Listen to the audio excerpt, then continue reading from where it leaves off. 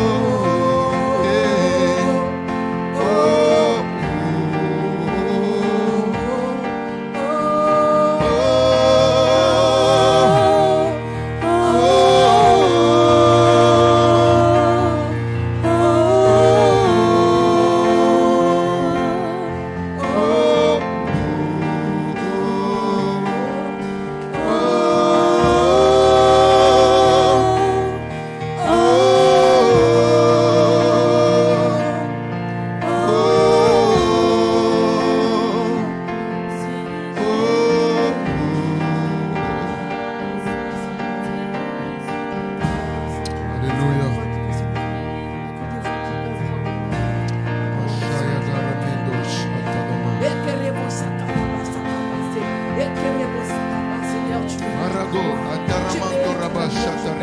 mérites la adoration, Seigneur. Le Dieu de ma jeunesse, Père. Le Dieu est éternel. Si ce n'était pas toi, Seigneur Père. Si ce n'était pas toi, Seigneur, où serais-je en ce moment, Seigneur Père? Si ce n'était pas toi, Seigneur Père, où serais-je en ce moment, Seigneur éternel? Ta grâce, Père, m'a puisé. Ta grâce, Père, m'a trouvé. Ta grâce m'a lavé. Et tes réponses, ta carrière. Et tes réponses, ta carrière. Si ce n'était pas toi, Seigneur Père, éternel, où serais-je, Père? Et les réponses, ta carrière. Et les capables. Tu m'as lavé, tu m'as donné un nouveau nom, Seigneur Père. Tu m'as transformé, Père. Car je suis une terre de j'ai de la valeur pour toi, Seigneur Père. Où serais-je te magnifier, car nul n'est semblable à toi, Père. Et les mots sacrés à ta Alléluia, Seigneur. Qui est comme toi?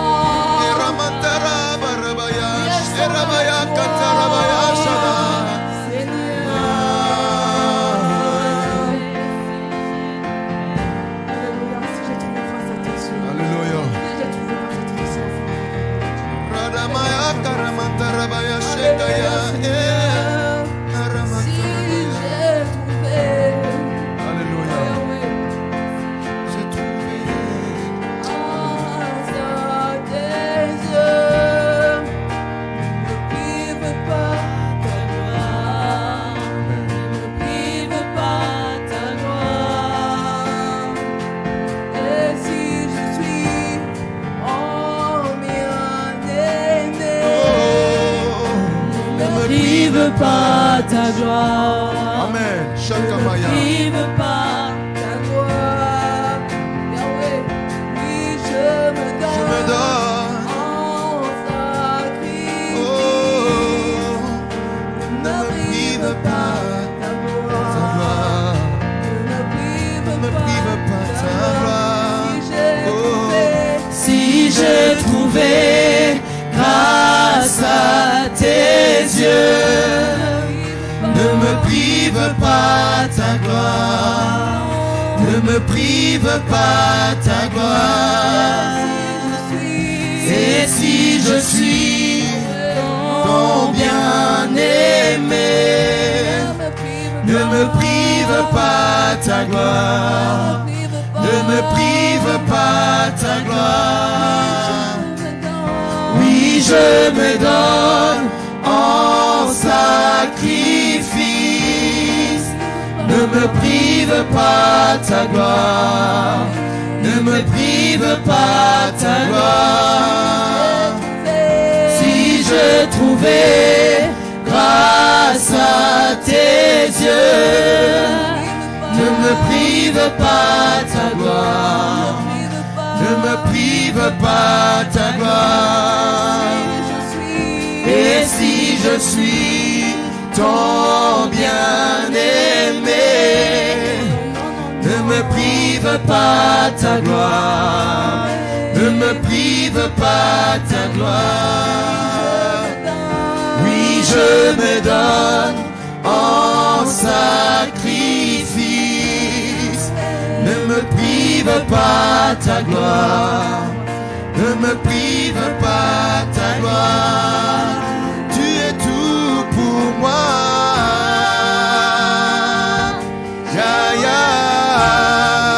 Tu es tout pour moi.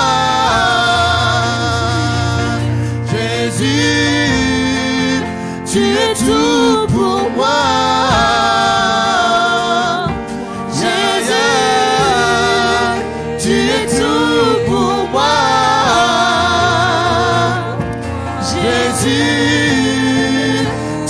Tout pour moi, Jésus, tu es tout pour moi, Jésus, tu es tout pour moi, Jésus, tu es tout pour moi, Jésus.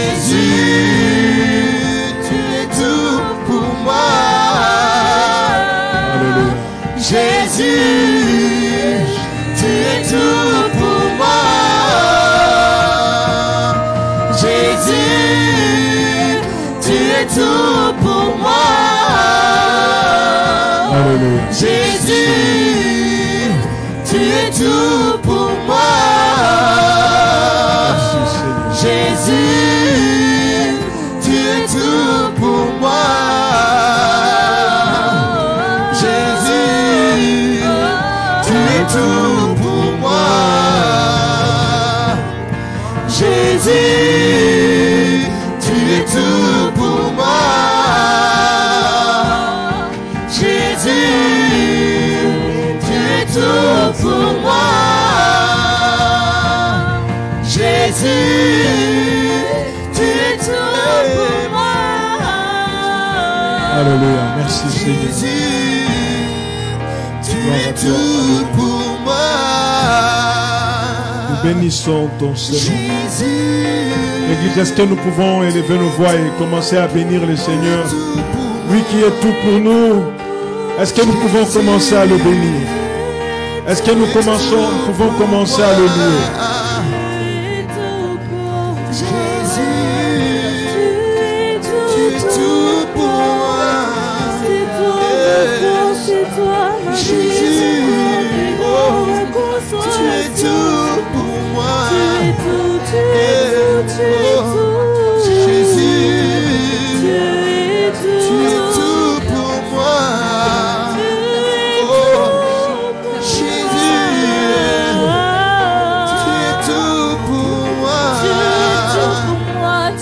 Alléluia, nous bénissons ton Seigneur Dieu de gloire.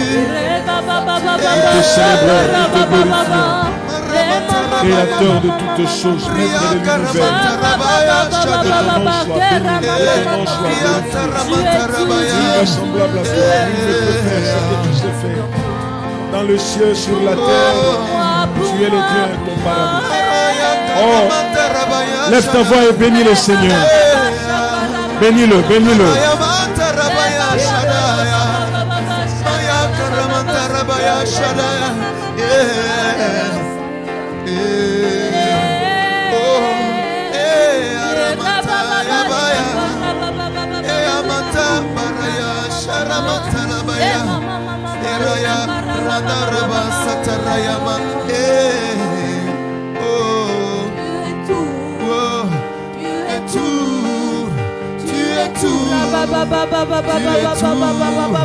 pour moi, pour moi, tu es tout, tu es tout, tu es tout pour moi, Yahweh, Yahweh, tu es tout. Nous te bénissons, Créateur de toutes choses. Tu es tout. Maître de l'univers, nous te célébrons. Tu es le Dieu incomparable. Tu es celui qui vit des siècles et des siècles. Tu es celui qui nous a aimés le premier. Alléluia. Toi qui es notre richesse. Toi qui pourvois tous nos besoins, Seigneur. Nous voulons bénir ton Seigneur. Nous voulons t'exalter. Nous voulons te célébrer. Nous voulons te louer. Nous voulons t'élever. Alléluia. Qui est comme toi? Qui est semblable à toi, Seigneur? Tu fais des choses que personne dans les cieux sur la terre ne peut faire. Mon âme te bénit, mon âme te glorifie. Créateur de toutes choses, maître de l'univers. Nous bénissons ton Seigneur. Nous te célébrons, nous te glorifions. Reçois la gloire qui t'est due. Reçois la louange, Créateur de toutes choses. Alléluia. Mon âme te bénit, mon âme te loue. Merci pour ce temps que tu nous accordes encore, éternel Dieu, pour que nous puissions nous retrouver dans ta présence. Reçois la louange. Alléluia. Oui, toi qui vis au siècle des siècles, mon âme te bénit. Merci pour ce temps merveilleux dans ta présence. Merci de nous accepter dans ta présence et devant ta face. Nous bénissons ton Seigneur. Nous te célébrons, nous te levons, nous te glorifions. Merci, Créateur de toutes choses. Maître de l'univers, mon âme te bénit. Alléluia. À toi la louange, à toi la gloire, d'éternité en éternité, Seigneur Dieu. Tu mérites que nous puissions te louer. Tu mérites que nous puissions te célébrer. Maître de toutes choses, alléluia. Mon âme te bénit, mon âme t'exalte, mon âme te célèbre. Merci pour ce soir. Nous croyons que dans ton amour, tu veux nous faire du bien. croyons que dans ta bonté, tu veux nous manifester, Seigneur, tes faveurs. Alléluia. Reçois la gloire, l'honneur. Reçois la louange, Père éternel. Nous bénissons ton Seigneur. Merci pour la présence de mon frère. Merci pour la présence de ma soeur. Merci pour ce temps. Reçois la louange, toi qui as pris soin de nous toute la semaine, éternel Dieu, et qui nous a donné la possibilité, l'opportunité de nous retrouver en Seigneur. Nous voulons te bénir, nous voulons t'exalter, nous voulons te célébrer. Alléluia. Mon âme te bénit, mon âme te loue. Tu es vivant et tu vis dans mon cœur. Toi qui pardonnes nos péchés, toi qui ne te lasses pas de pardonner nos péchés, toi qui nous restaures, toi qui nous réhabilites, toi qui nous donnes la force, éternel Dieu, de marcher sur ta voie, de marcher avec toi. Seigneur, nous bénissons ton Seigneur. Nous te louons, nous te rendons la gloire. Nous te célébrons, nous t'exaltons. Merci, merci Créateur de toutes choses. Reçois la gloire qui te dit. Reçois la louange que nous te faisons, Seigneur. Merci, merci. Alléluia. Que ton nom soit béni. Que ton nom soit glorifié. Au nom de Jésus. Merci, Seigneur. Alléluia. Gloire à toi. Bien-aimés, nous voulons prier le Seigneur. Nous voulons recommander l'Église entre les mains de Dieu.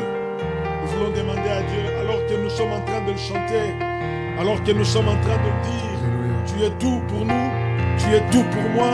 Nous voulons demander à Dieu, nous voulons demander à Dieu de prendre soin de son œuvre, d'étendre sa main sur cette œuvre et qu'au travers de cette œuvre, que des vies soient restaurées, amen, que des âmes soient sauvées, que des familles soient restaurées et que la lumière du Seigneur puisse briller. Prions le Seigneur qu'il puisse étendre sa bonne main sur nous.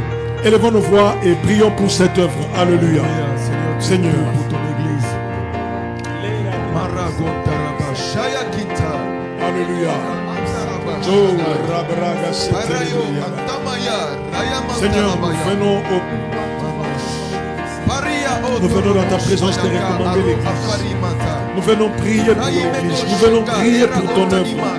Seigneur, s'il y a quelque chose que nous sommes en train de te demander, éternel Dieu, c'est que tu puisses étendre ta main. Étendre ta main.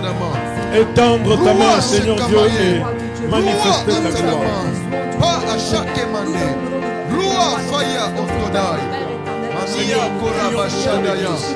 Oh, nous te supplions, éternel Dieu, fais que cette œuvre puisse aller de l'avant. Il est écrit dans ta parole, c'est pourquoi l'œuvre de l'Éternel prospérera entre ses mains. Seigneur, nous prions que tu puisses faire prospérer cette œuvre. Nous voulons voir cette œuvre aller de l'avant. Nous voulons voir cette œuvre connaître la prospérité. Nous voulons voir cette œuvre avancer. Nous voulons voir cette œuvre progresser. Seigneur, Dieu de gloire, Maître de l'univers, Créateur de toutes choses. Seigneur, c'est notre prière. Étends ta main sur cette œuvre. Nous prions qu'au travers de ce que nous sommes en train de faire, que des vies soient sauvées. Nous prions qu'au travers de ce que nous sommes en train de faire, Seigneur, que des vies soient restaurées. Nous prions qu'au travers de ce que nous sommes en train de faire, éternel Dieu, que des vies se rétablissent, Seigneur Dieu, que le salut soit réel, que le salut soit présent dans la vie des gens. Père, étends ta main, ô Seigneur Dieu, étends ta main sur cette œuvre, étends ta main sur cette œuvre, afin que cette œuvre puisse connaître la prospérité, que les âmes soient sauvées, que les vies soient rétablies, que les vies soient restaurées. Seigneur Dieu, que les hommes expérimentent tes bontés. Au travers de cette œuvre, Seigneur Dieu, nous prions que nous puissions gagner et gagner encore des âmes. Créateur de toutes choses, Maître de l'univers, c'est notre prière, c'est notre prière. Nous prions que tu puisses te manifester. Nous prions que tu puisses te manifester. Tu es le Dieu de gloire, tu es le Dieu de gloire. Seigneur, étends ta main. Fais-nous du bien, éternel Dieu. Étends ta main, Seigneur Dieu. Oh, donne à cette œuvre de connaître de l'accroissement. Donne à cette œuvre d'aller de l'avant. Donne à cette œuvre de connaître de l'épanouissement, Seigneur Dieu. C'est notre prière. C'est ce que nous sommes en train de te demander. Père éternel, Créateur de toutes choses. Seigneur Dieu, prends soin, pourvois aux besoins de ton Église. Étends ta main, Adonai. Étends ta main, Dieu de gloire. Étends ta main, Maître de l'univers. C'est notre prière. C'est ce que nous sommes en train de te demander. Alléluia. Seigneur, c'est notre prière. Fais-le, Père. Fais-le, Seigneur Dieu. Donne de la prospérité à cette œuvre. Donne de l'accroissement, de la croissance à cette œuvre. Que les âmes soient gagnées. Que les vies soient transformées. Que les vies soient sauvées. Alléluia. Tu es le Dieu de gloire. Tu es le Seigneur de l'univers. C'est notre prière. C'est notre prière. C'est notre prière. Alléluia. Gloire à toi, Seigneur Dieu de gloire. Gloire à toi, Maître de l'univers. Alléluia. Tu es le Dieu en qui nous avons placé notre confiance. Voilà pourquoi nous venons te supplier. Voilà pourquoi nous venons te supplier, éternel Dieu, en te demandant de pourvoir, Seigneur Dieu, aux besoins de cette œuvre. Pourvois financièrement, Père, pourvois matériellement, pourvois dans tous les sens, parce que nous avons besoin de te voir à l'œuvre. Seigneur de l'univers, Dieu de gloire, Dieu de grâce, c'est notre prière. Alléluia. Fais-le, Seigneur, fais-le. Nous croyons que tu peux le faire parce que tu fais des choses à la manière de Dieu. C'est notre prière, éternel Dieu. Manifeste-toi. Manifeste-toi, Dieu de gloire. Alléluia. Que ton nom soit béni. Que ton nom soit glorifié. Alléluia. Merci, Créateur de toutes choses. Des pluies, reçois la gloire. des bénédictions matérielles, reçois la comme gloire. spirituelles, financières, au nom de Jésus. Étends ta main sur ton église. Alléluia. Ton église ne va pas te demander, car tu es tout pour ton église. Alléluia. Alléluia. Merci, Seigneur. Tu es le pourvoyeur, le papa le plus responsable. Seigneur éternel, notre Père et notre Dieu, nous voulons te confier ces instants où nous voulons écouter ta parole et nous prions que tu puisses nous instruire, nous édifier et que ta parole puisse faire naître en nous la foi et que cette foi, une fois exprimée dans ta présence, puisse nous permettre de vivre les choses qui, humainement parlant, ne peuvent pas être expérimentées. Nous croyons à ta parole et nous croyons à ta puissance. Fais-nous du bien, Adonai. Dans le nom de Jésus, nous avons ainsi prié et nous disons tous Amen. Amen. Amen. Bien, que le nom du Seigneur soit béni.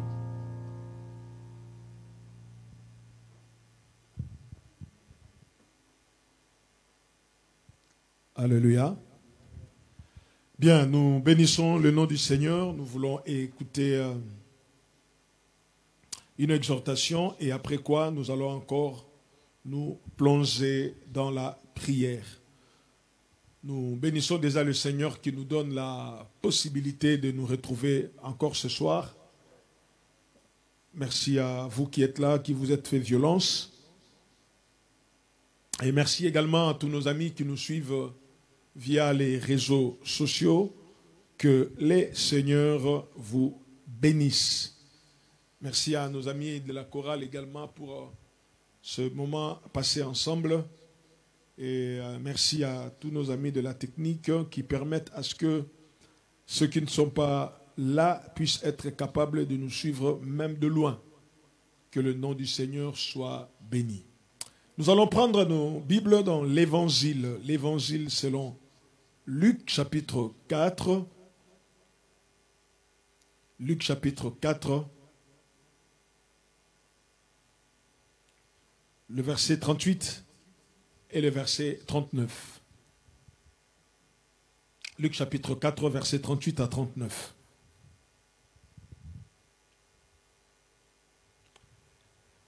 La Bible dit, en sortant de la synagogue, il se rendit à la maison de Simon. La belle-mère de Simon avait une violente fièvre. Soulignez bien ce terme-là, une violente fièvre. Et ils le prièrent en sa faveur. S'étant penché sur elle, il menaça la fièvre et la fièvre la quitta. En l'instant, elle se leva et les servit. Amen. S'étant penché sur elle, il menaça la fièvre. Il menaça la fièvre.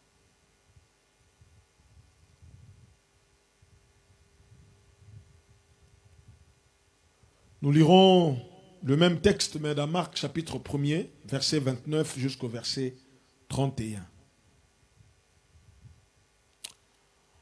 En sortant de la synagogue, ils se rendirent avec Jacques et Jean. Là, on nous apporte maintenant les précisions. En sortant de la synagogue, ils se rendirent avec Jacques et Jean à la maison de Simon et d'André.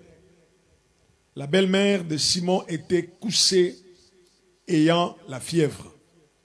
Et aussitôt, on parla d'elle à Jésus. S'étant approché, il la fit lever en lui prenant la main, et à l'instant, la fièvre la quitta, puis elle le servit. Amen. Quand nous lisons ce texte, nous comprenons que c'est le même contexte, c'est le même texte, mais relaté par deux personnes différentes.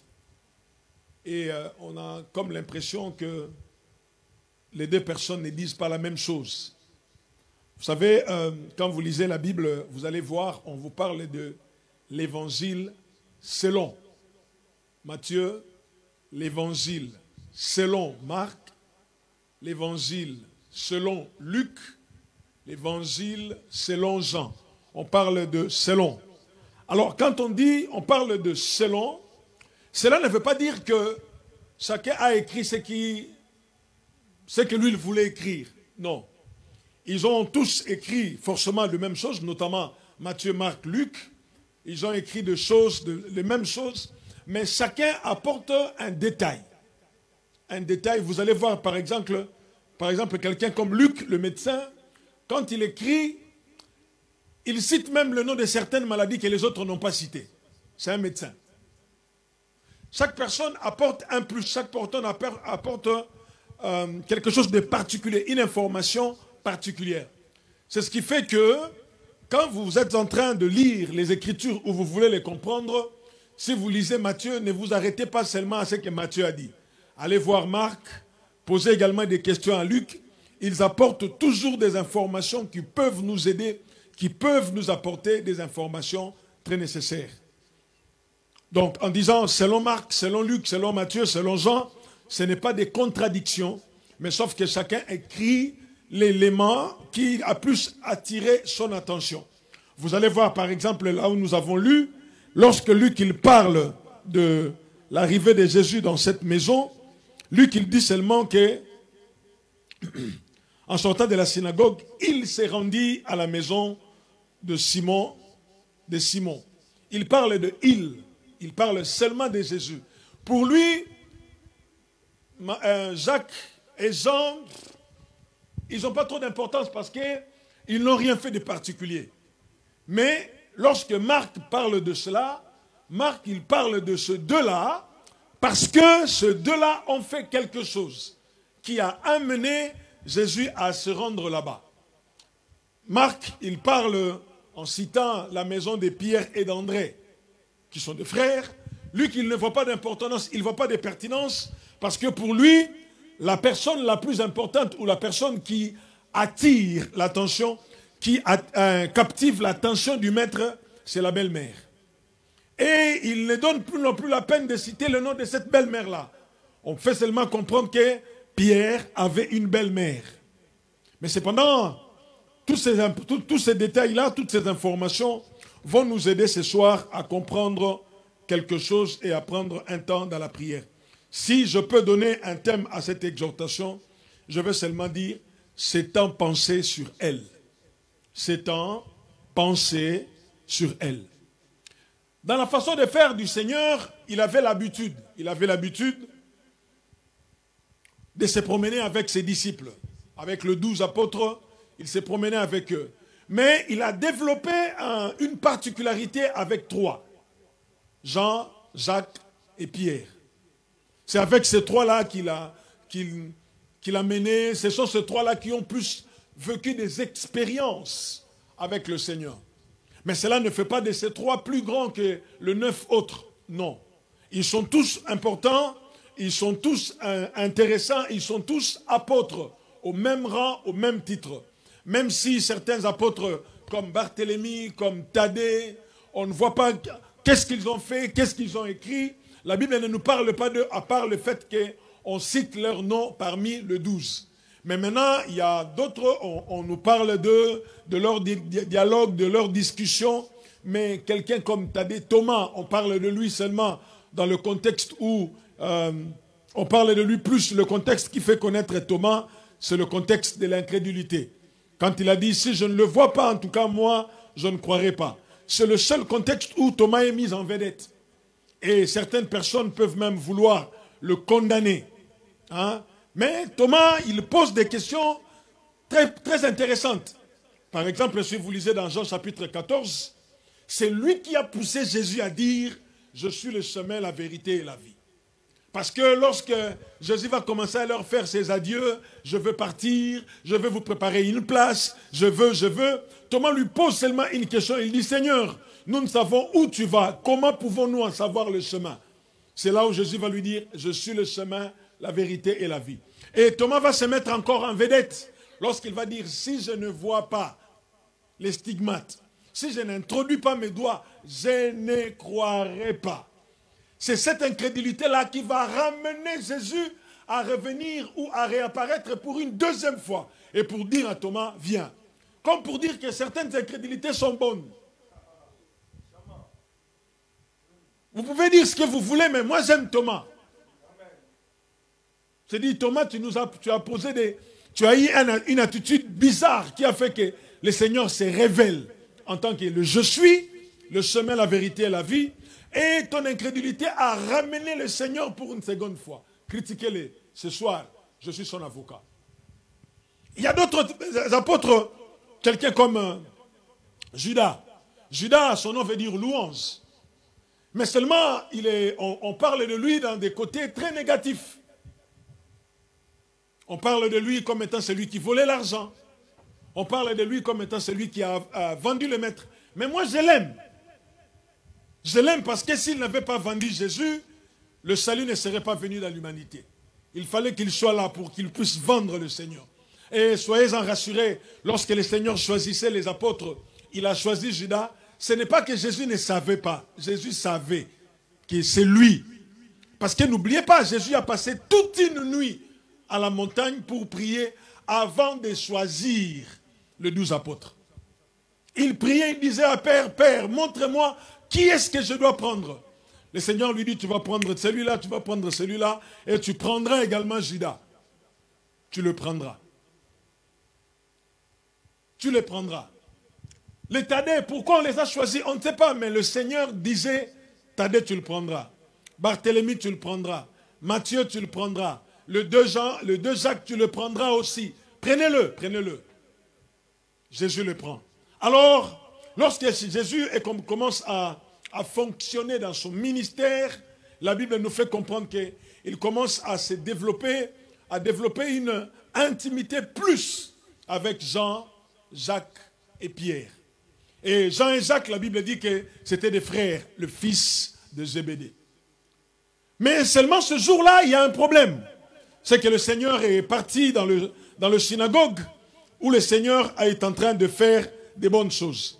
Remarquez, dans Luc 4, nous sommes tout au début du ministère de Jésus. Tout au début. Et d'ailleurs, si vous lisez, vous allez voir les choses qu'il est en train de faire. Nous sommes vraiment au début, c'est le commencement de toutes choses. Lorsque on commence à parler de Jésus, il est rempli du Saint-Esprit, il vient dans la synagogue de Nazareth où il enseigne, il fait des choses. Alors, Jésus commence, j'aime dire ça, les actions de brutalité contre le royaume des ténèbres. Jésus n'est pas clément, il n'est pas doux avec l'adversaire.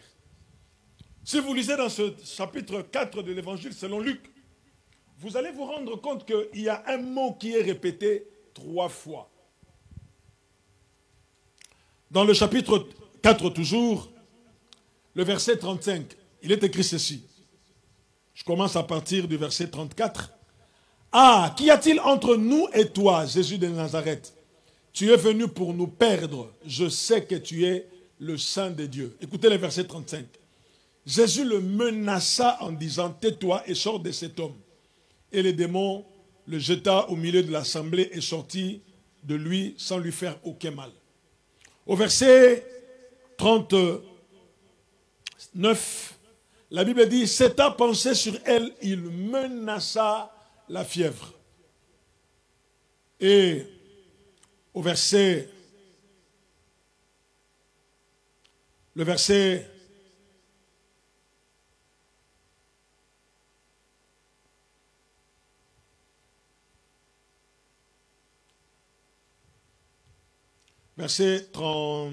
41, la Bible dit, des démons aussi sortirent de beaucoup de personnes en criant et en disant, tu es le Fils de Dieu. Mais ils le menaçaient. Dans ce même chapitre, le mot menacer est répété 3 fois. Il menace les démons et il menace la maladie. Donc le Seigneur, quand il commence le ministère, il n'est pas gentil, il ne négocie pas avec les démons. Il ne négocie pas avec les actions des ténèbres.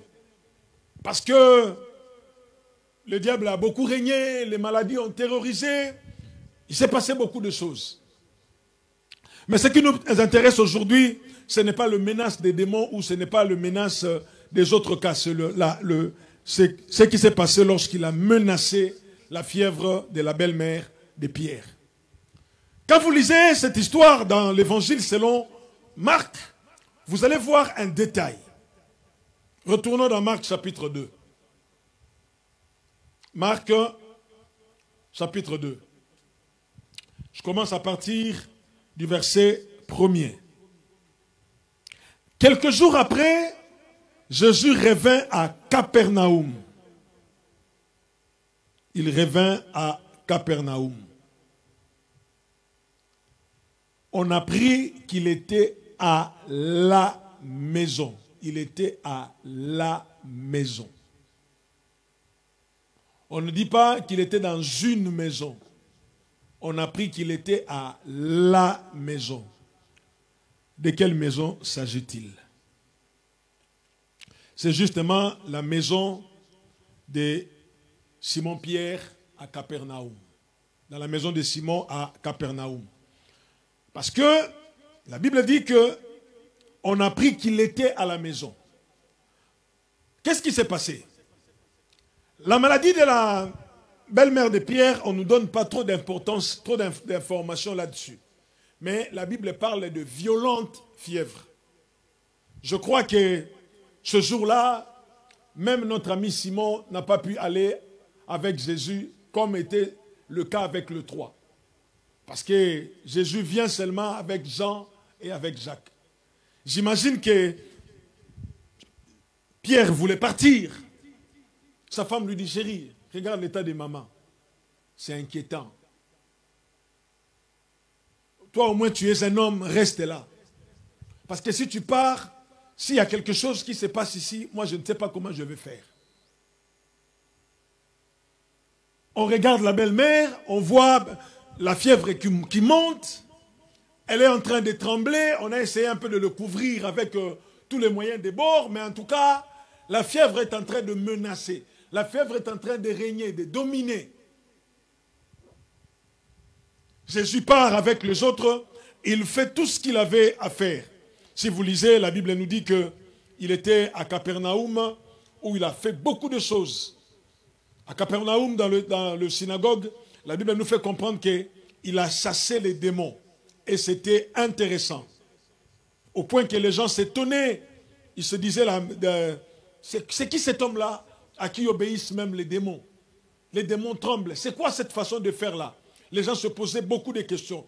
Et la Bible dit que c'était au début. La Bible dit, et sa renommée s'est répandue aussitôt dans tous les lieux environnants de Galilée. On commence à parler de Jésus. Il guérit les malades. Il ressuscite les morts. Il chasse les démons. C'était quelque chose de nouveau. Quelque chose qu'on n'avait pas l'habitude de voir. C'était une doctrine que les gens n'avaient pas l'habitude. Parce que, souvenez-vous, lorsque Jésus entre dans le temple, la Bible dit que le temple était transformé en un marché.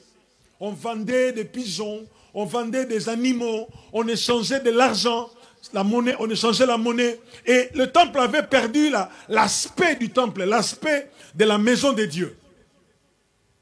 Bien avant, le Seigneur avait dit par la bouche de David, ma maison sera appelée une maison de prière. Ma maison sera appelée une maison de prière. On se rend compte que dans la maison de prière, au lieu que les prières montent vers Dieu, c'était des tintements de pièces de monnaie. Cling, cling, cling, cling, cling. 1 centime est tombé, 2 centimes est tombé, le temps de ramasser. De l'autre côté là-bas, les pigeons commencent à roucouler. Lorsqu'on veut faire taire le pigeon, les bêlements des vaches et autres, c'était un peu la confusion. Il y avait toutes sortes de bruits dans le temple, sauf les bruits des personnes qui adressaient des prières à leur Dieu. Tout était là, sauf ce que Dieu, sauf ce pourquoi le temple avait été construit. Lorsque Salomon avait construit le temple, il a fait la prière en disant à Dieu, tout celui qui viendra ici pour prier, qui qu'il soit, du haut de ton trône, exauce la prière. Mais depuis un moment donné, la prière ne se faisait plus entendre dans le temple. On entendait toutes sortes de bruits. Les animaux qui faisaient des bruits, on ne sentait plus l'odeur de la prière, on sentait l'odeur des pigeons, l'odeur des vaches, l'odeur des animaux. Mais l'essentiel avait disparu. Et Jésus est en train de venir ce jour-là. Il n'est pas dans ce fameux temple, mais il est dans la synagogue. Alors quand il vient, il fait un miracle. J'imagine, Jean et Jacques lui disent, Seigneur, il serait mieux qu'on aille voir également chez Pierre. Parce que tu vois, aujourd'hui, il n'est pas avec nous. Peut-être parce que... mais qu'est-ce qui s'est passé? Il dit non, non. Il nous a seulement dit que sa belle-mère n'était pas bien, mais s'il n'est pas venu...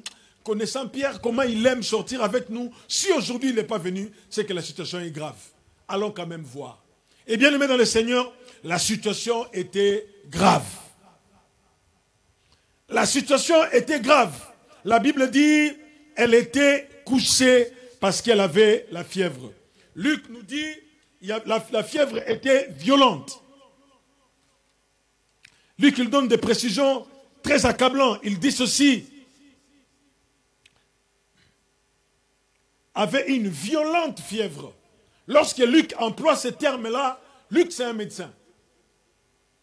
Il peut comprendre sur base des informations qu'il avait reçues, il peut comprendre, non, non, non, non, non.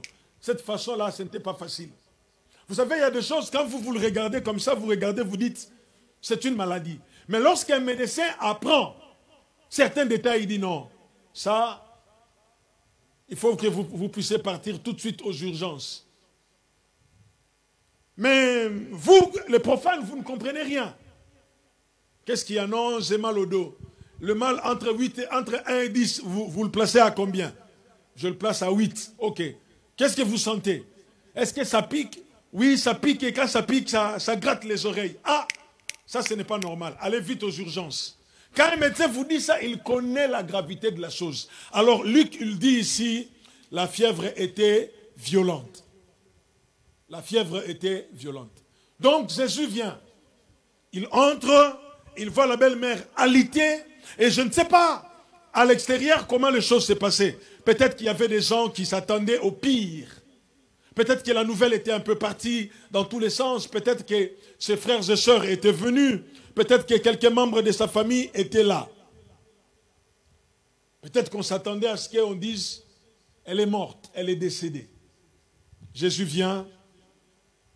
La Bible dit, s'étant penché sur elle, il menaça la fièvre et la fièvre la quitta. Nous voulons voir l'action, qu'est-ce qui s'est passé réellement et après nous allons prier. Se pencher veut tout simplement dire s'incliner. Quand on dit il s'est penché, ça veut dire il s'est incliné. Je me suis penché pour ramasser quelque chose par terre. Mais en même temps, se pencher veut dire s'occuper de quelqu'un avec une attention soutenue. S'occuper de quelqu'un avec une attention affectueuse. C'est-à-dire, tu te rends compte que la personne ne peut pas se relever. Tu te rends compte que la personne ne peut pas se lever, alors toi tu fais l'action inverse. Tu te penches pour voir de près c'est quoi le problème? Pourquoi tu ne peux pas te lever? Bien-aimé dans le Seigneur, dans cette situation, il y a des choses qui peuvent énerver le Seigneur. La première des choses qui peut énerver le Seigneur, c'est que un de ses collaborateurs proches, ce jour-là, il n'a pas travaillé, il n'a pas fonctionné, il a chômé.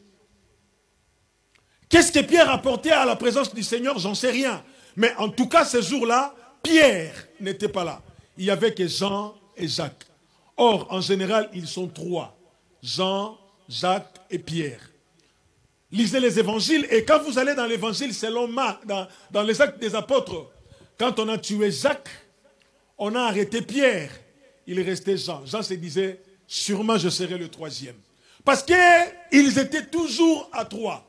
Le jour où ils sont partis dans le temple, la Bible parle de Jean et Pierre. Je ne sais pas ce jour-là Jacques était où. Mais en tout cas, ils étaient le trois. Le Seigneur était peut-être en train de le former. Le Seigneur voulait leur compagnie pour X ou Y raison, je ne sais pas. Mais ce jour-là, Pierre n'était pas là. Ça a déjà posé un problème. Dans notre vie, bien-aimés dans le Seigneur aime des fois quand nous sommes avec lui dans la prière. Le Seigneur aime quand nous passons de moments, quand nous sommes à son service, quand nous travaillons pour lui, quand nous faisons des choses, quand nous sommes à sa disposition. Ça lui plaît, ça lui fait plaisir. Si nous commençons à nous absenter à notre poste, si nous commençons à nous absenter et ne pas être là où le Seigneur a l'habitude de nous voir, parce qu'il y a un problème, ça n'arrange pas trop le Seigneur. Ça pose un problème. Pierre n'est pas là. Et il arrive des situations dans nos vies qui font que nous pouvons ne pas être là où nous sommes censés être. Des fois, on ne peut pas prier parce que les problèmes ne se passent pas. Les problèmes dans la maison, ça dépasse. Des fois, nous ne pouvons pas célébrer le Seigneur, adorer le Seigneur parce que les difficultés sont en train de nous accabler. Des fois, nous ne sommes pas en mesure de faire quelque chose parce que la maladie nous terrasse. Des fois, nous pouvons ne pas être capables de rendre notre service à Dieu parce que quelque chose est en train de nous déranger. Le Seigneur aime quand nous sommes dans sa présence. Bien-aimés dans le Seigneur, nous sommes comme la jeune fille qui était au service de David. La Bible dit que lorsque David est devenu vieux, nous allons lire ça, il tendait vers la mort.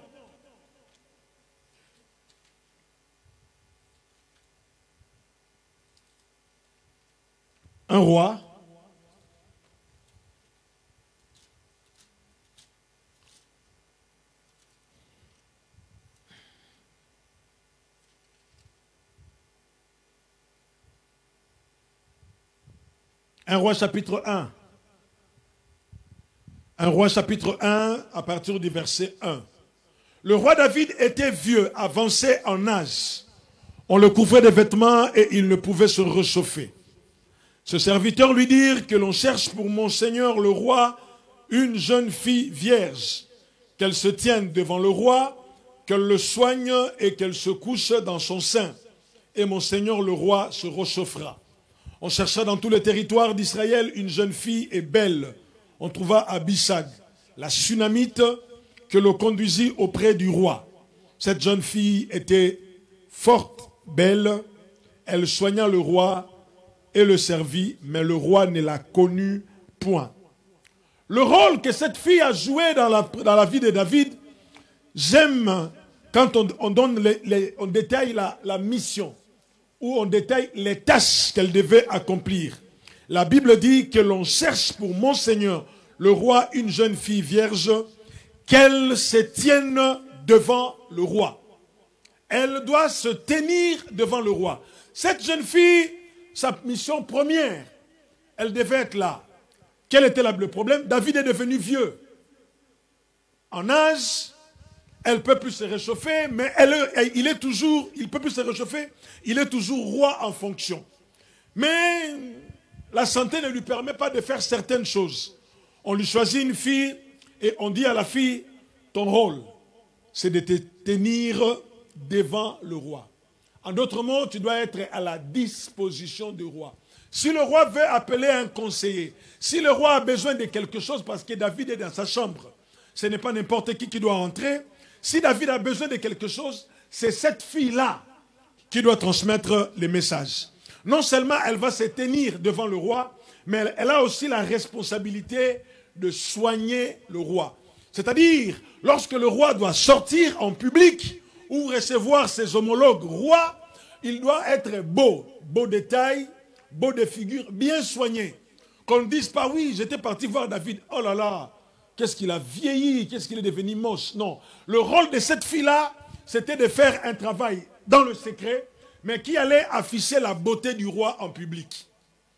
Des choses qui se passaient dans le secret, mais qui se voyaient en public. On devait voir David être toujours beau. Toujours beau. Et la troisième mission de cette fille, c'était qu'elle couche dans le sein du roi, pour que le roi puisse se réchauffer. On en parlera un autre jour. Donc, nous sommes comme cette fille-là. Notre besoin, notre présence, nous sommes appelés à être toujours devant le Seigneur. Toujours à la disposition de Dieu, pour que si Dieu veut appeler, que nous soyons présents. Pour que si Dieu veut envoyer, que nous soyons à sa disposition. Pour que si Dieu veut confier, que nous soyons là. Mais ce jour-là, la situation de la belle-mère de Pierre a fauché l'affaire. Pierre n'est pas là. Pierre n'est pas là parce qu'il y a une anomalie. Le Seigneur, quand il vient, la Bible dit, écoutez comment Luc parle, Luc emploie des termes très précis. Il dit ceci. Luc, il dit,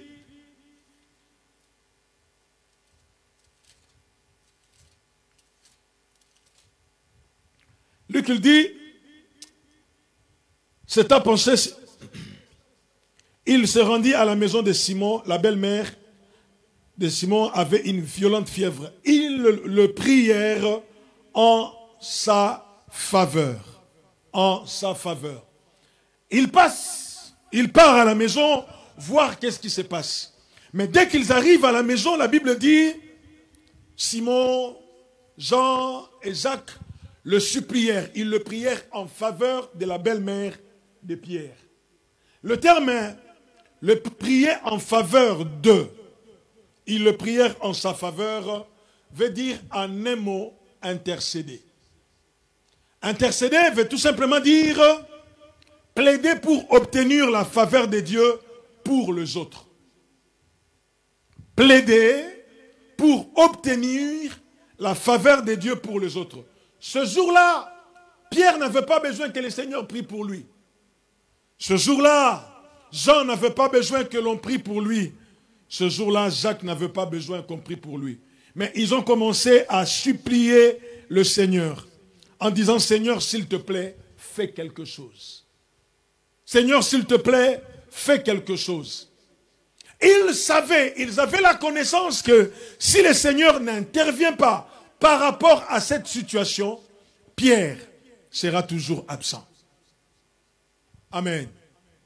Bien-aimés, nous devons être amenés à ce que le Seigneur intervienne dans plusieurs domaines de nos vies, dans plusieurs domaines de nos familles, dans plusieurs domaines de l'Église, parce que si le Seigneur n'intervient pas, ces problèmes-là vont commencer à nous préoccuper et nous ne saurons pas être à la disposition du Maître.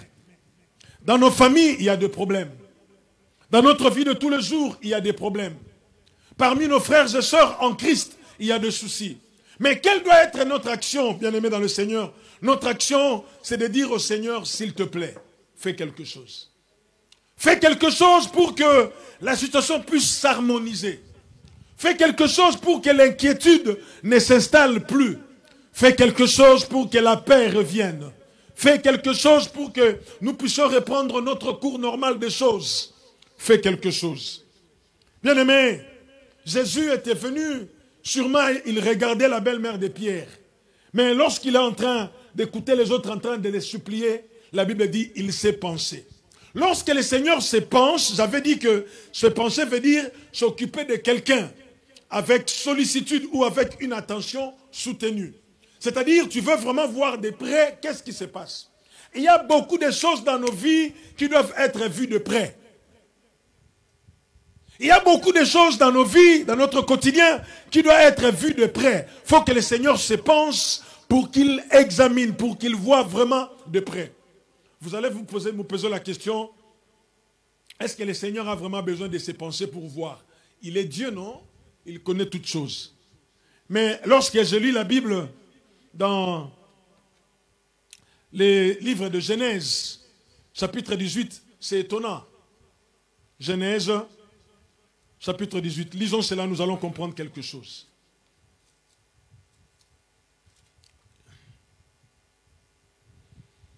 Genèse, chapitre 19.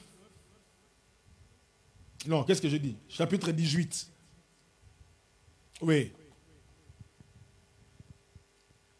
Écoutez. À partir du verset 20. Genèse 18, 20. La Bible dit ceci. Et l'Éternel dit, les cris contre Sodome et Gomorrhe s'est accru, et leur péché est énorme. C'est pourquoi je vais descendre et je verrai s'ils ont agi entièrement selon le bruit venu jusqu'à moi. Et si cela n'est pas, je le saurai. C'est Dieu qui parle. Amen. Je recommence ma lecture. Et l'Éternel dit, le cri contre Sodome et Gomorrhe s'est accru, et leur péché est énorme. Verset 21, c'est pourquoi je vais descendre et je verrai s'ils ont agi entièrement selon le bruit venu jusqu'à moi. Et si cela n'est pas, je le saurai. Vous pensez que Dieu avait besoin de quitter le ciel, venir pour voir de près ce qui s'est passé à Sodome et Gomorrhe? Il est Dieu, non? Mais Dieu, comment tu peux dire que tu descends pour voir? Il dit, je vais descendre et je verrai. Bien-aimé dans le Seigneur, lorsque le Seigneur parle comme ça en disant, je vais descendre et je verrai, le Seigneur veut se rendre compte de par lui-même. Il ne faut pas que les gens de Sodome commencent à dire, tu n'as même pas vu, on t'a raconté des choses. Non, Dieu dit, je vais le prendre au mot. Je vais moi-même me rendre compte. Et effectivement, Dieu se rendit compte de par lui-même que non. Sodome et Gomorrhe, c'est inexcusable. Lorsque Dieu va aller voir Lot, la Bible dit que quand il arrive à côté de Lot, Lot les accueille chez lui dans la maison. Les gens de Sodome et Gomorrhe viennent frapper à la porte de Lot. Lot, il ouvre la porte, il dit, qu'est-ce qu'il y a? Il dit, tu as reçu des hommes, fais-les sortir, nous voulons les connaître. C'est-à-dire, tu as reçu des hommes, faites-les sortir, nous voulons coucher avec eux. Le terme connaître ici veut dire connaître sexuellement. Nous voulons coucher avec eux. Dieu se rend compte et il dit, waouh. Donc les humains veulent me violer, moi Dieu. La Bible dit, il a tiré Lot, il l'a fait rentrer dans la maison et il les a frappés tous d'aveuglement, en commençant au plus vieux jusqu'au plus petit. Donc même le petit voulait violer Dieu. Donc Dieu s'est rendu compte de lui-même que Sodome et Gomorrhe, ce que j'ai entendu, ce que j'ai vécu de moi-même, c'est sans excuse. Alors lorsque la Bible dit que Jésus se penchant sur elle, de près il veut voir, c'est quoi le problème? Parce que la fièvre dont souffrait la maman, la belle-mère de Pierre ce jour-là, ce n'était pas une petite fièvre. C'était vraiment amener cette femme à la mort. Bien aimé, il y a des choses qui arrivent dans nos familles, dans nos vies, qui ont comme objectif de nous terrasser, de nous amener à la mort, d'en finir avec nous. Et le Seigneur, ce jour-là, s'il n'était pas intervenu, on n'aurait pas parlé de la belle-mère de Simon-Pierre. Mais le Seigneur est intervenu, il s'est pensé. Et lorsqu'il s'est pensé, la Bible dit, il a menacé. Waouh! C'est pour la première fois quand j'ai lu ça, j'ai dit, oh, le Seigneur aussi était brutal, hein? Comment il peut menacer? Menacer encore un démon, on peut comprendre, mais non, il passe maintenant pour, non seulement il menace les démons, mais il menace une maladie. En d'autres mots, il dit à la maladie, si tu continues encore à toucher à mes serviteurs, tu vas voir ce que je vais te faire. Allez, sors, la Bible dit, Marc il dit, il le prend, il le saisit par la main et il l'a fait lever. C'est-à-dire que la maladie, tu ne peux rien. Bien aimé dans le Seigneur, certaines choses dans notre vie, nous devons le menacer. Dieu lui-même, déjà par la bouche du prophète Agé, il disait, dans la bouche du prophète Malachie, il disait, pour vous, je menacerai ceux qui dévorent. Nous ne devons pas accepter certaines choses au nom de Dieu seul sait. Non. Parce que ce jour-là, si le Seigneur n'était pas intervenu, la belle-mère de Pierre serait partie. La preuve en est que lorsque les gens ont appris qu'il était encore à la maison, on a amené tous les malades. On dit, il est là, c'est lui qui menace. Le même jour, lorsqu'on a appris que la belle-mère de Simon-Pierre est guérie, on a amené des malades. Il les a tous guéris. Et l'autre jour, on a appris qu'il est venu, on a encore amené les malades. Parce que le Seigneur, il veut que nous puissions être dans la joie. Parce que le Seigneur veut que nous puissions être tranquilles, heureux, lorsque nous sommes en train de le servir. Les situations difficiles, nous en aurons toujours. Mais en tout cas, soyez-en sûrs, si le Seigneur a menacé la maladie, il nous a également donné le pouvoir de menacer. Si le Seigneur a chassé les démons, il nous a également donné le pouvoir de chasser les démons. Mais le problème, c'est que nous avons le pouvoir, nous avons l'autorité, mais il y a certaines choses que nous acceptons. Il y a des choses que nous acceptons comme si c'était dans le contrat que nous avons signé avec Dieu. Je vous donne l'autorité, mais avant de chasser les démons, il faut d'abord que vous puissiez vous rendre compte si c'est dans ma volonté ou pas. Nous avons l'autorité, nous avons le pouvoir. Il m'est arrivé plusieurs fois d'être arrêté par la police parce qu'il y a un contrôle de routine. Et je n'ai jamais vu un policier pour m'arrêter qui transpire. Ils me font juste ça. Moi-même, je me range de côté. Et lui, il vient, il me salue. Bonjour, monsieur, contrôle de police, papier de véhicule, permis de conduire, papier de véhicule, s'il vous plaît. Et ils sont tranquilles. Mais moi-même, je me bats, je cherche, je donne, et je deviens un enfant docile. J'écoute. Je n'ai jamais vu un policier qui me fait ça. Tu ne passes pas, tu ne passes pas. Non, il fait juste ça. C'est quoi le problème? Il est sûr de l'autorité qui lui est investie. En d'autres mots, il te dit, si tu peux fuir, fuis. Mais tu vas voir ce qui va t'arriver. Plusieurs fois, vous arrivez quelque part devant un feu rouge. Personne ne vous dit arrêtez. Vous-même vous arrêtez. C'est parce que le feu est rouge. Si cela se passe dans le monde, ça doit également nous instruire. Si le Seigneur pouvait se permettre de voir une maladie et de la menacer, nous avons cette même autorité. Jésus a dit, tout pouvoir m'a été donné dans le ciel et sur la terre. Jésus a dit à ses disciples, allez, guérissez les malades, purifiez les lépreux, ressuscitez les morts. Le Seigneur s'est pensé. À quel moment le Seigneur s'est pensé, bien aimé dans le Seigneur? C'est lorsqu'on l'a prié en faveur de la belle-mère de Pierre. On lui a dit, Seigneur, fais quelque chose. Cette situation, Pierre ne pourra plus rien faire. Fais quelque chose, Seigneur. Parce que si tu ne le fais pas, cette maman va mourir. Il y a des choses qui demandent que nous puissions nous lever en prière. Est-ce que vraiment ça valait la peine qu'on puisse supplier le Seigneur? Non, parce qu'il voyait la chose. Parce qu'il était venu pour cela.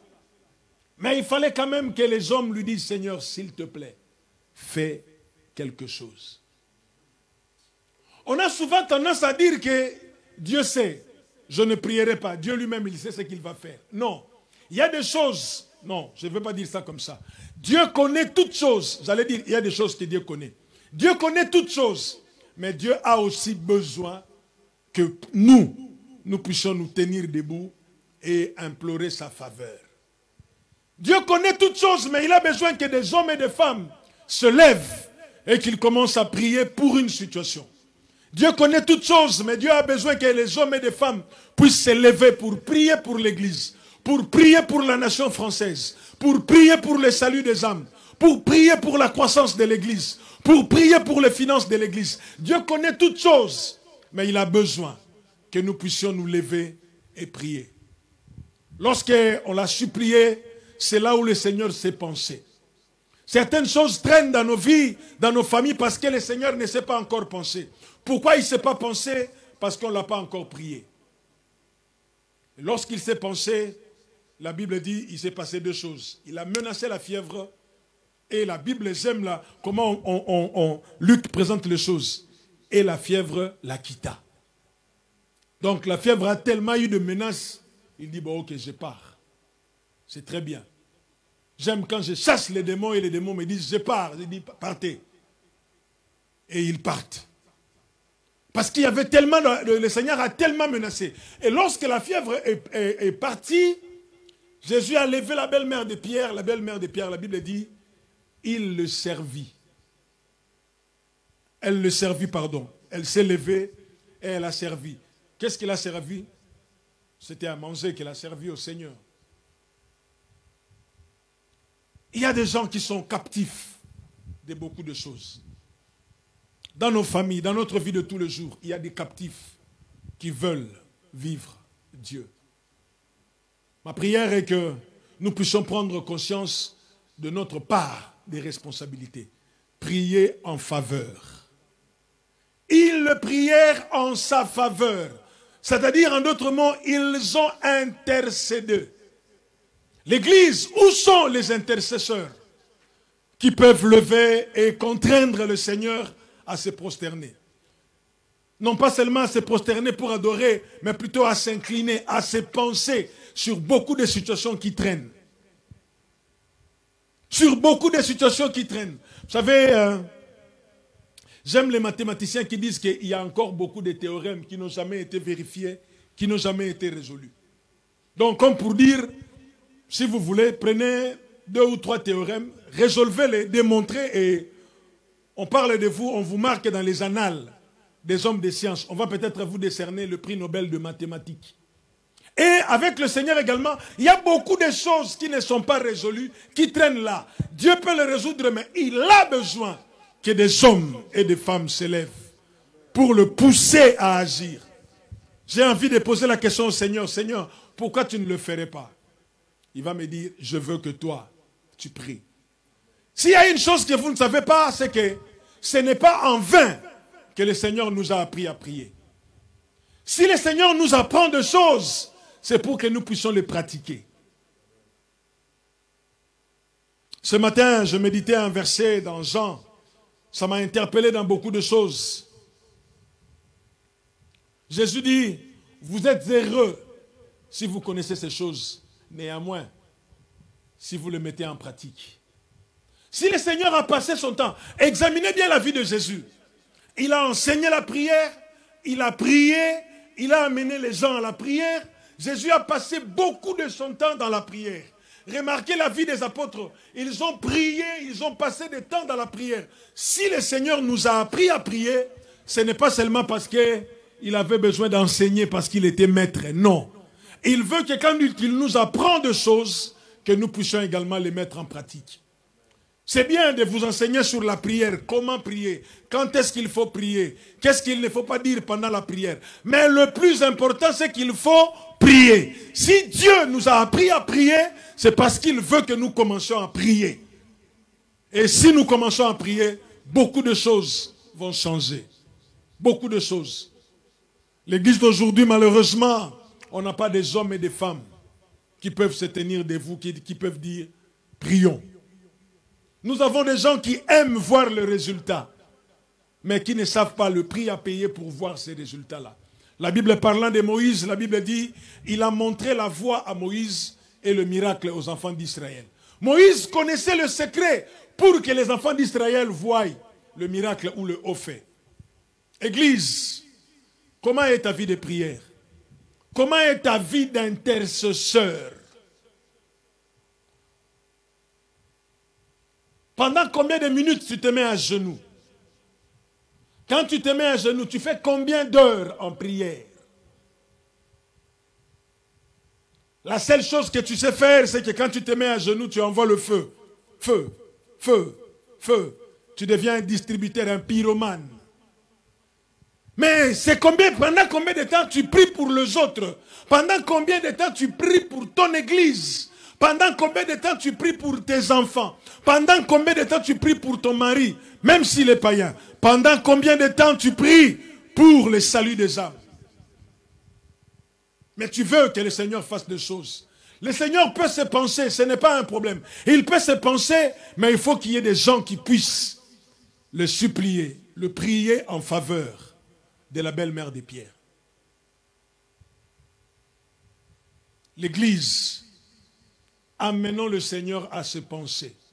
Amenons le Seigneur à regarder de près, à examiner de près cette situation. Amenons-le. Le Seigneur attend vraiment que nous puissions prier pour qu'il commence réellement à agir. Il attend vraiment que nous puissions prier pour qu'il commence réellement à agir. Mettons-nous debout, nous allons prier le Seigneur.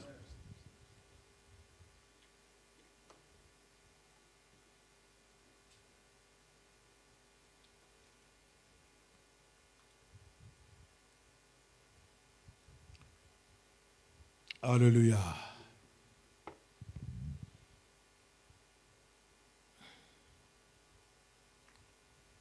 Le Seigneur a besoin de ta prière, il a besoin de ma prière, il a besoin de nos prières. Savoir qu'il faut prier, c'est une très bonne chose. Mais prier, c'est mieux. Jésus a dit dans Jean chapitre 13, verset 17, « Si vous savez ces choses, vous êtes heureux, pourvu que vous le pratiquiez. » Si vous savez que la prière fait penser Dieu sur quelque chose, vous êtes heureux, pourvu que vous puissiez le pratiquer.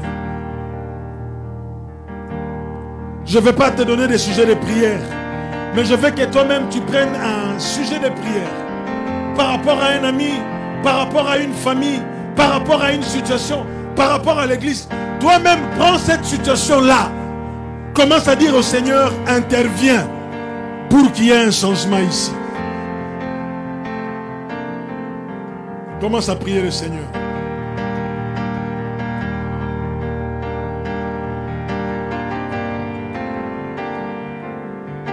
Alléluia.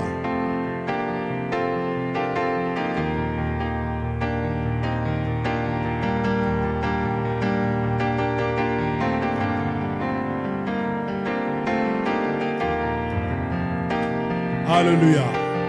Prends un sujet de prière. Commence à prier pour cela. Dis à Dieu, Seigneur, fais quelque chose.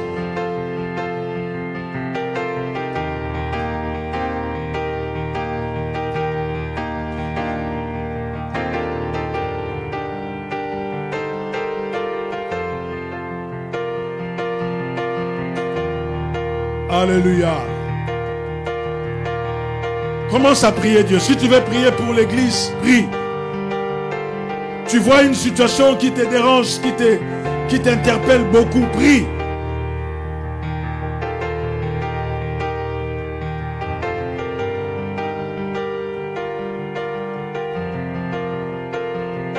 Alléluia. Prends une situation. Serait-ce la vie de tes enfants? Serait-ce la vie de ton mari ou de ton épouse? Serait-ce la vie de la situation de l'église? Mais prends vraiment quelque chose. Mets ça devant toi et commence à présenter cela à Dieu. Alléluia.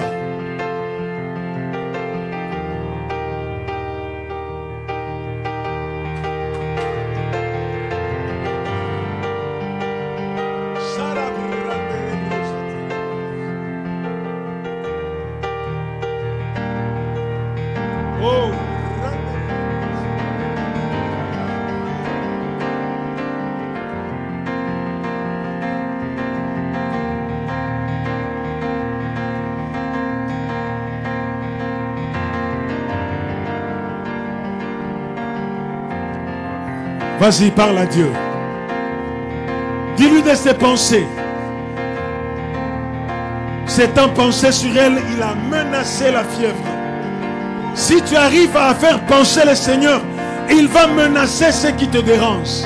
Il va menacer ce qui dérange tes finances. Il va menacer ce qui te perturbe là. Amène-le à ses pensées. Amène-le à ses pensées.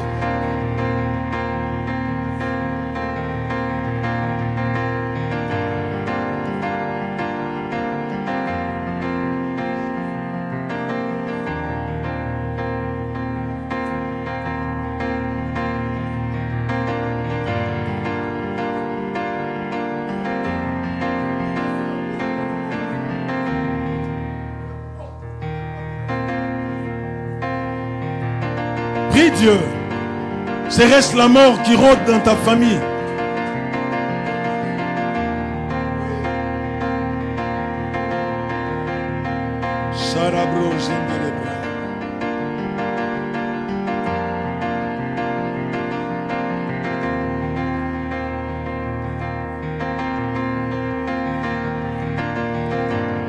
Dans ce même chapitre, Jésus a menacé 3 fois parce qu'il ne voulait pas blaguer. Prie le Seigneur, dis au Seigneur de se pencher, dis au Seigneur de s'incliner un peu, de regarder de près attentivement, de regarder attentivement cette situation. Parce qu'il n'y a que lui seul qui peut faire quelque chose. La seule chose que toi tu peux faire, c'est de le prier. La seule chose que tu peux faire, c'est de prier Dieu. De dire à Dieu, penche-toi sur cette situation.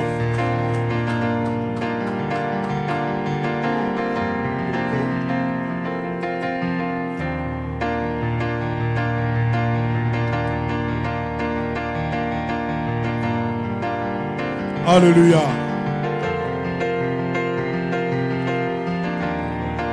Prie à Dieu, serait-ce pour l'église, même pour ton collègue de travail que tu vois que ça ne va pas, même pour ta famille. Mais ne prie pas pour toi-même, prie pour quelqu'un d'autre.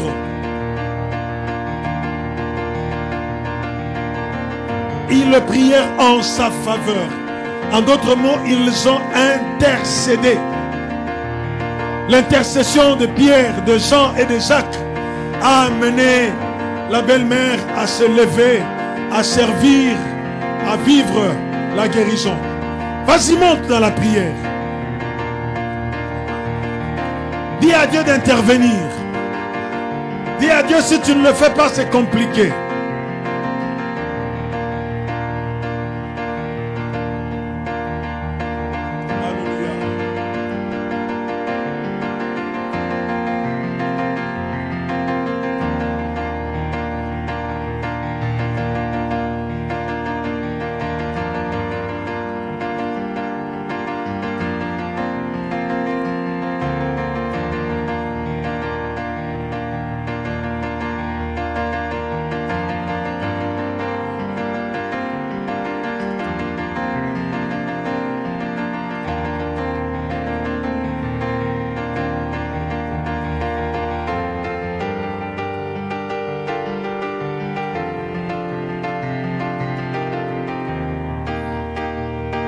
Alléluia.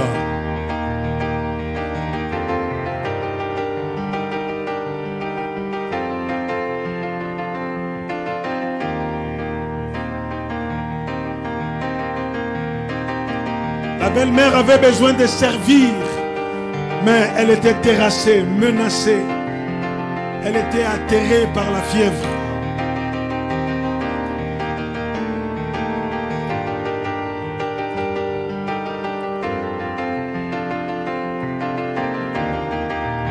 À l'instant, elle s'éleva et le servit. Oui, elle s'est levée et elle a servi parce que le Seigneur s'était pensé. Oh, si par ta prière tu peux faire pencher le Seigneur, quelqu'un va se lever.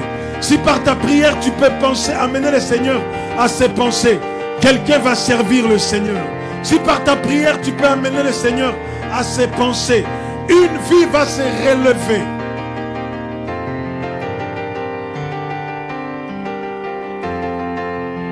Si par tes prières tu peux faire penser le Seigneur, une personne pourra servir le Seigneur.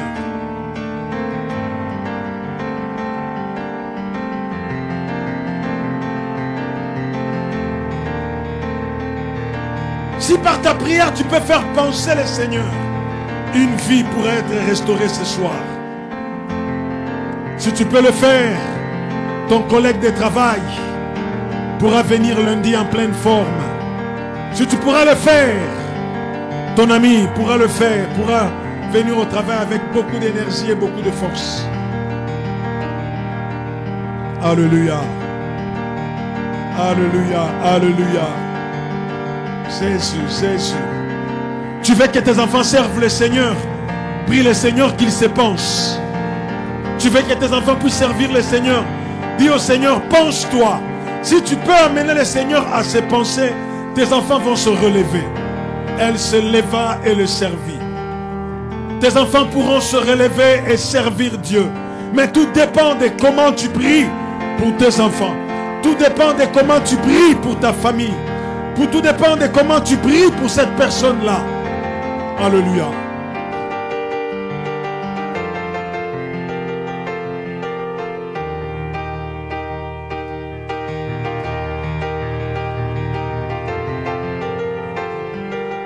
Cette situation qui terrasse peut partir. Cette situation qui menace. Cette situation qui agonise. Cette situation qui me tient au sol. Cette situation qui me tient à l'idée peut partir si seulement le Seigneur se penche.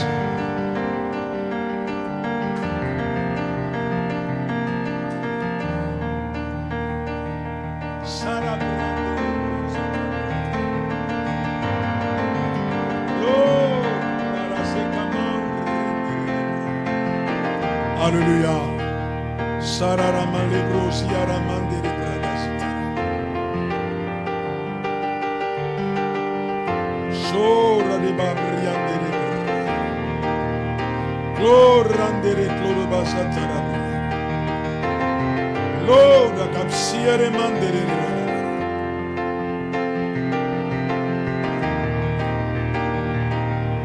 Alléluia, alléluia.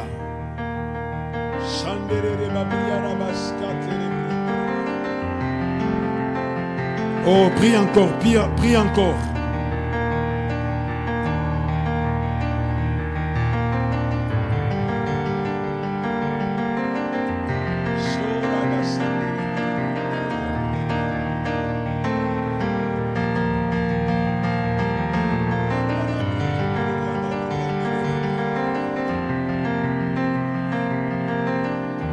Prends le temps de prier, prends le temps de prier, parle à Dieu, parle à Dieu.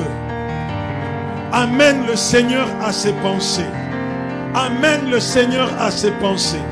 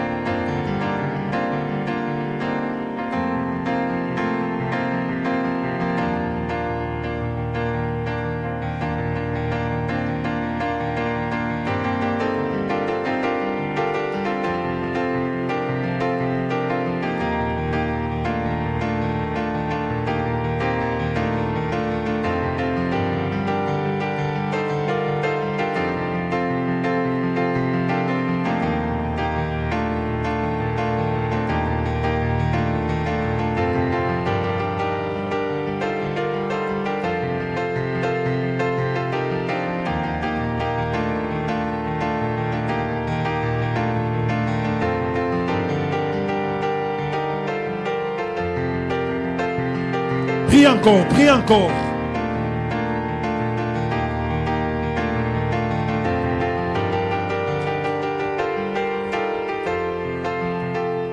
Alléluia. Non, ça peut changer, ça peut changer. Cette personne peut se lever et servir Dieu. Cette personne peut se lever et servir le Maître. Si seulement le Seigneur se penche sur elle. Mais pour que le Seigneur se penche sur elle, il faut qu'il y ait des intercesseurs. Des gens qui ne font qui ne font pas cas, qui ne font pas attention à leur vie.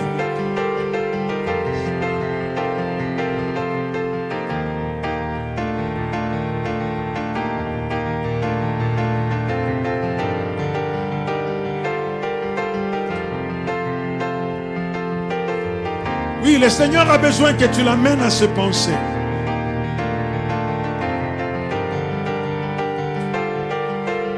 Alléluia.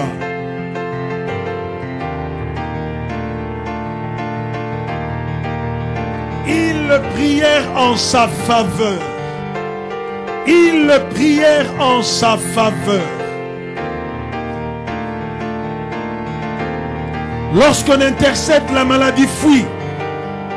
Lorsqu'on intercède, ceux qui étaient agonisés, ceux qui étaient terrassés peuvent se relever et servir Dieu.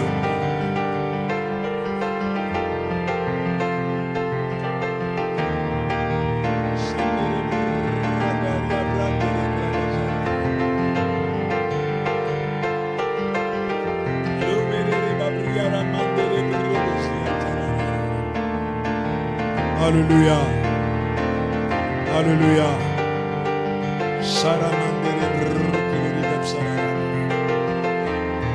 Merci Seigneur.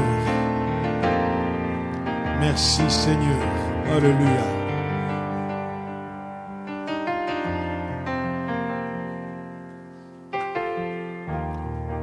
Je veux que nous puissions élever nos voix et prier pour l'Église. Nous allons prier pour le culte de ce dimanche. Demandons à Dieu qu'il nous fasse du bien, qu'il manifeste sa puissance, que le Seigneur prenne le contrôle de toutes choses du début à la fin. Élevons nos voix et prions le Seigneur pour l'Église. Prions pour le culte de ce dimanche.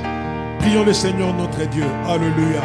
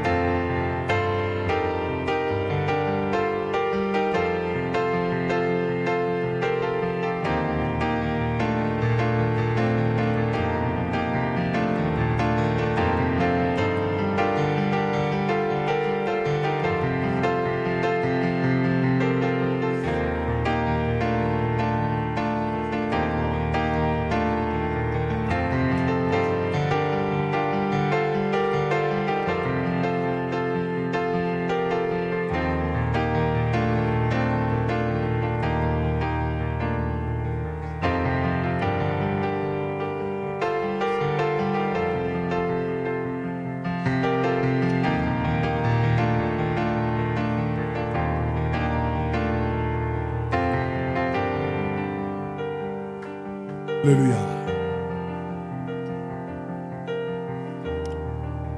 Seigneur notre Père, nous voulons te dire merci et te rendre toute la gloire. Merci de nous faire comprendre que nos prières peuvent t'amener à te penser sur certaines situations, sur certains problèmes, sur certaines personnes, sur certains problèmes. Merci de nous faire comprendre que notre prière peuvent t'amener à te penser sur des cas isolés pour lesquels on n'a pas de solution. Dieu de gloire, créateur de toutes choses, nous prions que tu puisses répandre au milieu de nous, Seigneur, cette grâce de pouvoir se tenir dans ta présence pour t'amener, pour pleurer, pour intercéder, pour plaider en faveur des autres, afin que nous puissions te voir opérer des grandes choses. Nous croyons, Seigneur, que si nous prenons notre temps à nous présenter devant toi en faveur des autres, nous croyons que cela arrivera. Nous croyons que quelque chose se passera. Donne à mon frère, à ma soeur, d'être de ceux-là qui savent te prier en faveur des autres. Nous voulons avoir cette race au milieu de nous. Cette race des hommes et des femmes qui prient pour les autres. Cette race d'intercesseurs. Cette race des hommes et des femmes qui s'oublient dans ta présence pour te présenter les autres. Seigneur, suscite cette race au milieu de nous. Pour ta gloire seule, nous avons prié. Nous prions, éternel Dieu, que tu bénisses les offrandes, les dîmes et autres dons que nous allons te donner. Que tout cela puisse contribuer à l'épanouissement de ton œuvre. Dans le nom de Jésus, nous avons ainsi prié. Nous disons tous Amen.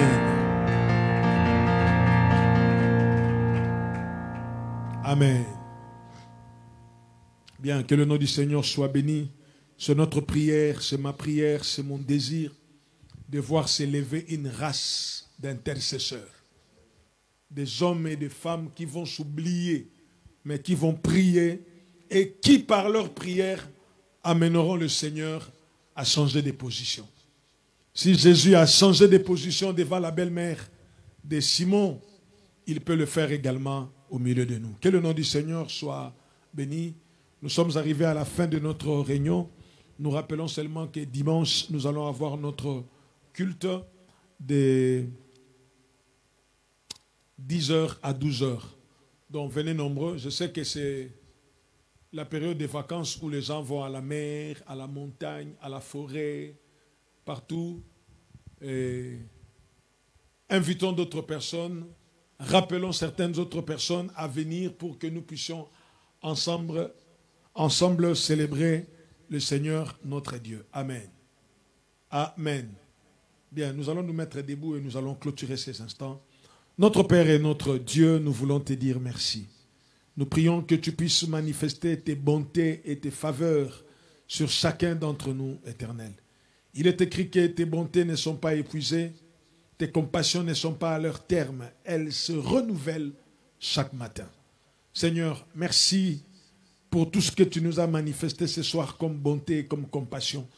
Nous savons que ça va devenir caduc. Mais Seigneur, donne-nous encore de vivre tes bontés et tes faveurs dans notre vie, afin que nous puissions toujours être un témoignage, un présage et un signe pour ta gloire. Bénis chacun de ton peuple et nous prions que cette nuit, éternel Dieu, s'il y aura des gens qui vont se mettre à genoux, qui vont s'élever, qui vont interrompre leur sommeil pour chercher ta face, laisse-toi trouver, parce que tu es le Dieu qui écoute la prière. Merci pour toutes choses. Que la gloire te revienne. Dans le nom de Jésus, nous avons ainsi prié et nous disons Amen.